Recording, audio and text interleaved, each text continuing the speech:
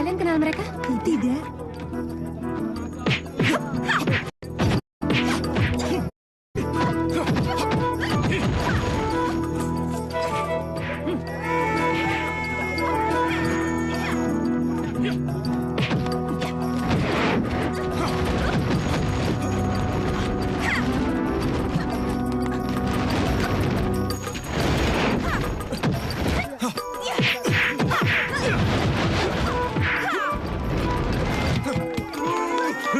Itu dia akrobatnya. Iya benar. Rombongan itu yang diminta Den Ayu ke Katu Munggungan. Kita mendekatnya. Tidak, nanti saja.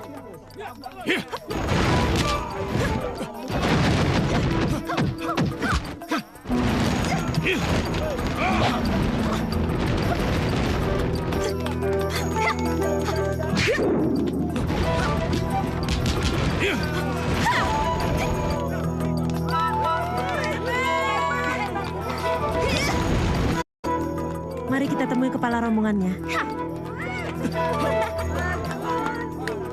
Di alun-alun Kaku Temenggungan, sebuah pertunjukan yang memacu adrenalin tengah berlangsung. Sang Ambarwati, jelita seperti bidadari kahyangan, memamerkan keahlian luar biasa dalam duel sengit melawan seorang guru besar bela diri dari Tiongkok. Warga berdesakan, terkesima oleh gerakannya yang begitu anggun namun mematikan. Dari kejauhan, Nyi Birah menatap tajam, memperhatikan setiap gerak Ambarwati. Ia yakin, gadis itu adalah titisan arwah Dewi Tantri. Di sudut lain, Pudak Sari dengan mata penuh kewaspadaan mencatat setiap detail, bersiap melaporkannya kepada Nyi Ratu Brangah. Bagus. Sekarang kamu laporkan apa yang kamu ketahui tentang Katu Menggungan dan Bayu Samudra. Mohon ampun Nyi Ratu. Mohon ampuni hamba Nyi Ratu. Sampai saat ini, hamba belum bisa menemukan Katu Menggungan Nyi Ratu. Untuk apa kamu aku beri nama Meripat Sewu kalau kenyataannya matamu... Kamu tidak bisa melihat apa yang seharusnya kamu lihat. Mohon ampuni hamba Nyi Ratu. Ampuni hamba Nyi Ratu. Pudak Sari, iya Nyi Ratu. Bagaimana telik sandimu? Oleh Gawe? Sudah dapat hasil? Dari kelompok Telik Sandi, sama gagalnya dengan Meripat Sewu. Mereka juga belum berhasil menembus Katu Menggungan. Kenapa jadi begini? Tapi Ni Sardulo punya laporan penting, Nyi Ratu. Benar Sardulo? Benar, Nyi Ratu. Coba laporkan apa yang kamu lihat. Ada rombongan akrobat Cina yang akan mengadakan pertunjukan di Katu Menggungan, Nyi Ratu. Apa hubungannya rombongan akrobat dengan laporan yang aku inginkan? Kalau Nyi Ratu mengizinkan, saya bisa ikut menyelinap masuk ke Katu Menggungan. Sementara itu, di kediamannya, Nyi Ratu Brangah sedang berdiskusi dengan para pengikutnya mengenai Bayu Samudera, seorang ksatria muda yang mulai menarik perhatian banyak pihak. Percakapan mereka terhenti ketika Pudak Sari tiba bersama rombongannya, membawa kabar genting dari Kaku Temenggungan. Dengan suara rendah namun mendesak, Pudak Sari melaporkan setiap kejadian dramatis yang terjadi selama pertunjukan itu. Semoga Nini tahu kalau Bagus Torodipo berada di Laut Kidul. Iya, Ni. Benar. Nini tidak tahu kenapa Ki Bajul Boga begitu baik pada Nini. Mau melepas Nini dari Ratu Brangah dan memberitahu kalau Bagus Torodipo ada di Laut Kidul. Itulah yang saya tidak tahu. Saya sendiri juga tidak tahu kenapa tiba-tiba Ki Bajul Boga menjadi sebaik itu. Roro Denok bisa membuka rahasia mustika mata buaya kalau Chudomanik terus mendesak.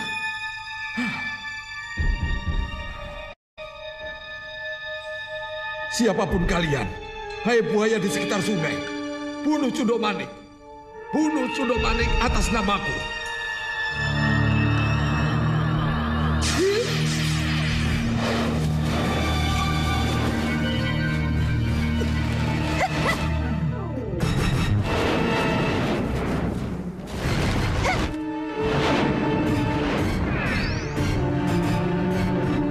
Nini kenal dengan mereka. Sepertinya mereka suruhan Ki Bajul Boga. Maju! Biar saya hadapi.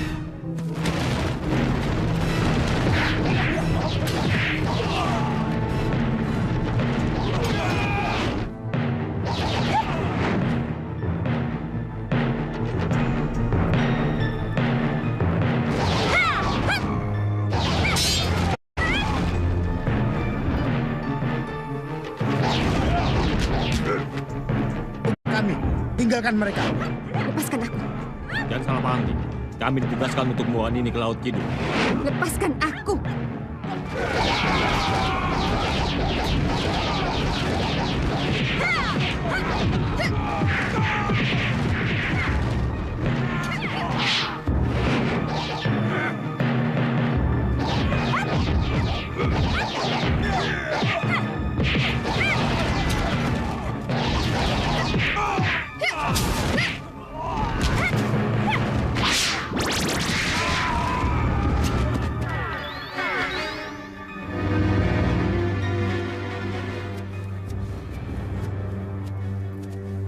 Kebaikan Bajul Boga tidak tulus.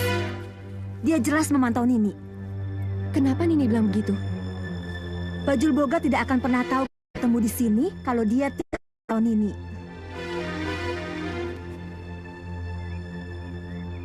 Apa yang diberikan Ki Bajul Boga pada Nini? Apa yang Ki Bajul Boga berikan pada saya? Iya, Tapi nanti dulu. Nanti dulu. Siapa Nini sebenarnya? Haruskah saya menjawab semua pertanyaan ini? ingat Nini, aku sudah cukup mengenalmu. Jadi, tidak ada salahnya kalau Nini jujur mengatakan pegangan atau bekal apa yang Ki Bajul Boga berikan padamu. Tapi... Tanpa Nini katakan, Nini tidak akan pernah bisa masuk ke Keraton Kidul. Dan Nini tidak akan pernah bisa bertemu dengan Bagus Torodipo. Kalau begitu yang ada di hadapan saya ini siapa?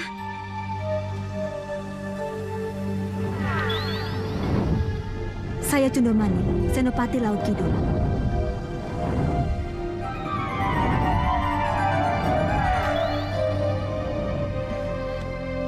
Kalau begitu, terimalah sembah hormat saya, Senopati. Tidak perlu basa-basi. Lebih baik kita teruskan saja pembicaraan kita.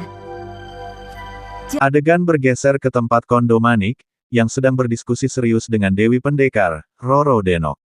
Namun, diskusi mereka terputus ketika Ki Bajul Boga, melalui penglihatan tajam Kembang Tanjung, menyadari keberadaan Kondo Manik. Tanpa ragu, Ki Bajul memerintahkan pasukan buayanya menyerang. Kondo Manik menghadapi serangan itu dengan tangkas, memporak-porandakan pasukan tanpa ampun. Ketika ditanya apakah ia adalah Nyi Roro Kidul, Kondo Manik menjawab dengan tegas, "Aku adalah Senopati Ratu Laut Kidul." Mendengar jawaban itu, Ki Bajul tersadar akan kesalahannya dan memohon ampun. Namun tiba-tiba, Kembang Tanjung jatuh pingsan, memaksa mereka membawanya ke tempat yang lebih aman. Perang Romo, mohon urungkan niat Romo. Tapi bagaimana dengan mustika mata buaya yang ada pada mata pendekar itu? Romo kan bisa mencabutnya dari jarak jauh, kenapa tidak Romo lakukan? Lalu apa artinya aku pinjamkan mustika mata buaya itu kalau akhirnya harus kucabut lagi? Bagaimana kita bisa melihat keadaan Laut Kidul kalau Roro Deno tidak memakai mustika itu? Cabut Romo, atau Ratu Kidul yang akan mencabut dan membuangnya ke perut paus. Ya, Kamu benar, Brahma. Aku harus cabut kembali mustika mata buaya itu.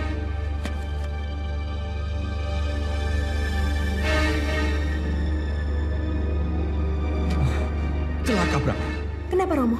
Aku hanya bisa mencabut kembali mustika itu kalau aku tahu persis di mana Roro Deno berada. Di mana kamu, Deno? Bangun. Bangunlah kamu dari pingsanmu agar aku bisa melihat di mana kamu berada. Aku tidak bisa apa-apa, Brahma. Aku tidak tahu di mana Roro Deno berada.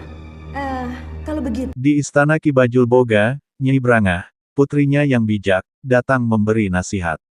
Mereka pun mulai menyusun rencana licik demi ambisi besar yang telah lama terpendam. Budak Sari Sardulo? Iya, Nyi Ratu. Jangan takut. Cari dan kejar Roro Deno. Lalu rebut Roro Deno dari tangan Cundol Manik sebelum mereka sampai Laut Kidul. Baik, Nyi Ratu.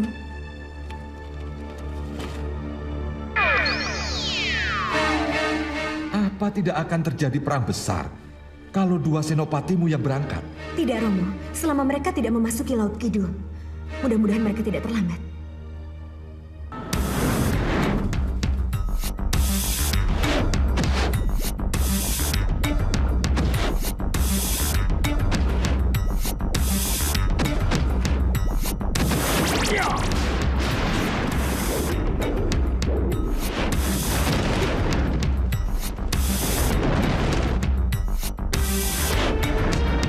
Kembali ke Kaku Temenggungan, Raden Bayu Samudro berlatih tanpa kenal lelah. Dari kejauhan, Yudo Turunggo mengamati, terkesan dengan perkembangan pesat ksatria muda itu. Seusai latihan, Yudo berbicara dengan Ayu Sekarsari tentang Taji Saketi dan kekacauan yang mulai melanda wilayah itu. Percakapan mereka terpotong ketika Nyi Birah datang dengan wajah serius, mengajak Ayu Sekarsari menyaksikan sesuatu yang sangat penting.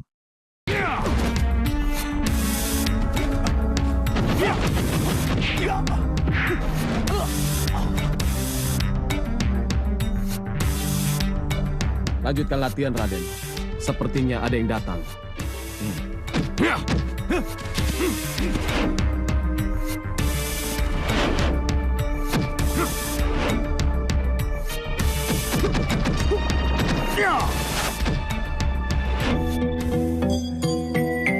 Kakang Bayu, kenapa Kakang harus berlatih di sini? Kenapa tidak di tempat latihan saja? Tempat ini lebih luas dan lebih tenang, Kakang Yudo Turunggo. Takut dikira pamer kekuatan? Dan saya memang tidak bermaksud pamer kekuatan. Atau sengaja menjauh agar Raden Ayu Sekarsari tidak datang mengganggu latihan Kang Bayu? Oh, tidak. Bukan karena itu. Dan saya tidak merasa terganggu kalau Raden Ayu Sekarsari meninjau ke tempat latihan. Benar apa yang Kakang katakan itu? Iya, benar. Kalau begitu, apa salahnya kalau kita kembali berlatih ke arena latihan? Dan bertemu Raden Ayu Sekarsari dan menjawab semua pertanyaan yang belum terjawab. Bagaimana? Pertanyaan yang belum terjawab. Mengenai darah ningrat yang mengalir dalam tubuh Kakang Bayu. Tidak. Kalau kembali tentang itu yang ditanyakan, maka jawaban saya akan tetap sama. Sementara itu, di tempat latihan pasukan Gisikan, Pangeran Seto Satrio tak bisa menyembunyikan kebanggaannya. Kemajuan pesat pasukannya membuat ibunda sang pangeran tersenyum penuh haru. Sang Mata Sito, pelatih pasukan yang terkenal keras namun berdedikasi, mengangguk puas melihat kerja kerasnya mulai membuahkan hasil. Kalau benar Bayu Samudro bukan siapa-siapa, dan benar anak desa, anak Juragan Soco, berarti ia adalah pemuda terpilih yang sengaja dikirim ke Katumenggungan untuk ikut membangun kembali Katumenggungan yang kehilangan pegangan ini, Yudo Turunggo. Kasinggian Dawu, saya juga melihat sosok Kakang Bayu Samudro seperti yang Raden Ayu sebutkan.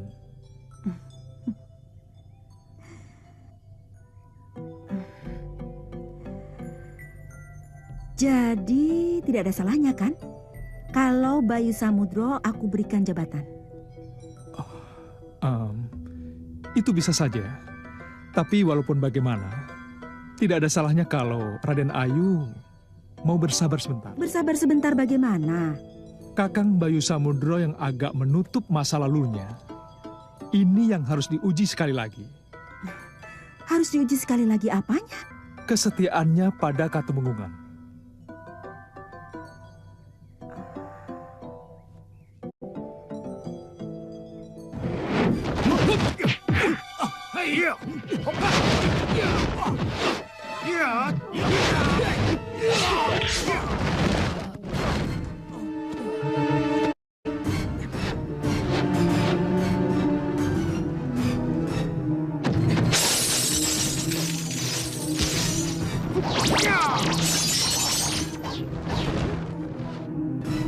Ternyata kau benar-benar...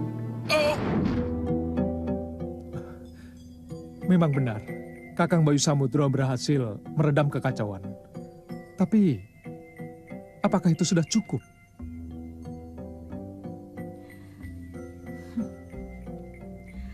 Adi Yudo Turonggo iri. Kalau Bayu Samudro aku angkat menjadi kepala keamanan. Raden Ayu, menjadi kepala keamanan dan Senopati Katumenggungan adalah jabatan yang sangat terhormat dan lebih dari cukup yang saya terima. Jadi, tidak ada rasa iri dalam diri saya untuk Kakang Bayu Samudro. Semoga yang Adi Yudo Turonggo katakan itu benar. Hati, pikiran, dan mulut saya mengucapkan kata yang sama, Raden Ayu. Terima kasih. Dan berdasar itu pula aku akan turuti nasihatmu. Aku akan memberikan Bayu Samudro jabatan setelah kesetiaannya pada Katumenggungan benar-benar teruji. Itu lebih bijaksana. Terima kasih Yudo Turonggo atas tukar pikiran kita hari ini. Kembalilah ke tempat latihan. Aku akan menyusulmu nanti. Pamit mundur.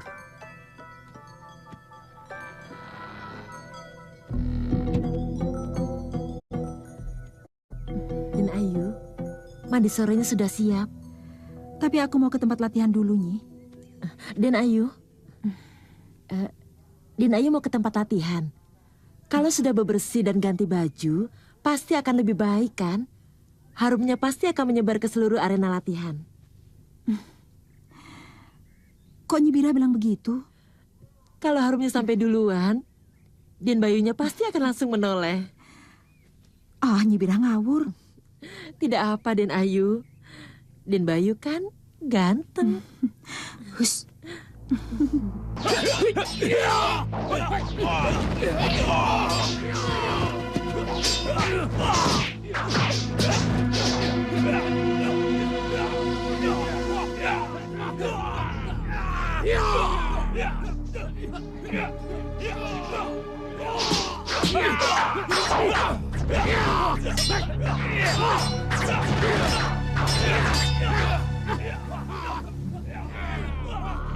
Besarkan hatimu, Raden. Kita masih punya harapan.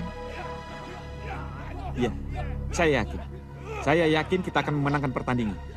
Saya harus menang dari Kanda Sombo ataupun Bayu Samudro. Bagus, Raden. Tekad dan semangat itulah yang harus tetap membara di dalam dadamu. Kita harus menang. Kita harus menang walaupun tanpa pertolongan Ratu Beranga maupun Ratu Gedeng Permoni. Kita harus berjuang, Raden. Harus. Iya, Ibu. Restu Ibulah kekuatan Nanda untuk memenangkan pertandingan ini. Saya harus menang. Saya akan menjadi Tumenggung, bukan Kanda Sombo ataupun Bayu Samudro.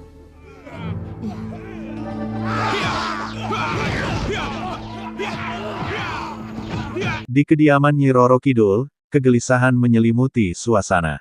Ratu Kidul merasakan keresahan yang mendalam akibat perkembangan Ayu Sekarsari yang dianggapnya mencurigakan. Namun, lebih dari itu, perhatian sang ratu tertuju pada Nyi Gendeng Permoni. Perempuan sakti itu gelisah setelah melihat ramalan buruk melalui kaca benggolo. Kekhawatiran ini membuat Ratu Kidul semakin waspada, memastikan setiap pergerakan di bumi dan laut tetap dalam kendali.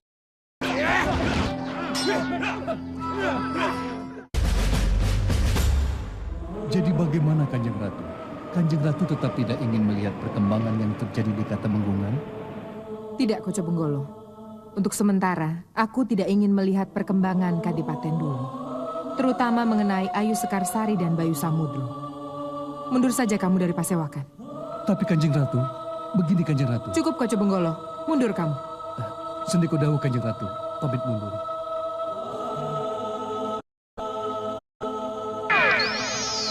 Tapak Dento, bagaimana dengan Laut Lor? Ada perkembangan yang bisa kamu sampaikan kepadaku? Laut Lor tata tentrem Kertara Harja, Kanjeng Ratu. Tidak ada satupun yang mengkhawatirkan. Bagus. Lalu bagaimana dengan Laut Kidul sendiri? Ada perkembangan yang akan kamu laporkan sebelum aku tutup pertemuan ini? Mohon maaf, Kanjeng Ratu. Tidak ada yang bisa saya laporkan. Kecuali keadaan Laut Kidul sangat aman dan sangat terkendali. Bagus kalau begitu. Ampuni hamba Kanjeng Ratu. Hamba Koco Benggolo terpaksa menyela bicara. Ada apa Koco Benggolo? Katakan apa? Nyi Ratu Gedeng Permoni Kanjeng Ratu. Ada apa dengan Ratu Gedeng Permoni? Sumbar-sumbar Kanjeng Ratu. Itu sudah menjadi kebiasaannya. Tapi kali ini berlebihan Kanjeng Ratu. Perlihatkan. Sendiko dawuh Kanjeng Ratu. Dan dengar, sekali lagi aku katakan pada kalian, kemenangan apa lagi yang telah dicapai oleh Gedeng Permoni, Ratu Setrogondo Mayit sesembahan kalian. Ratu Kidul boleh bangga karena mampu membuat Bayu Samudro sebagai jago sakti mandraguna.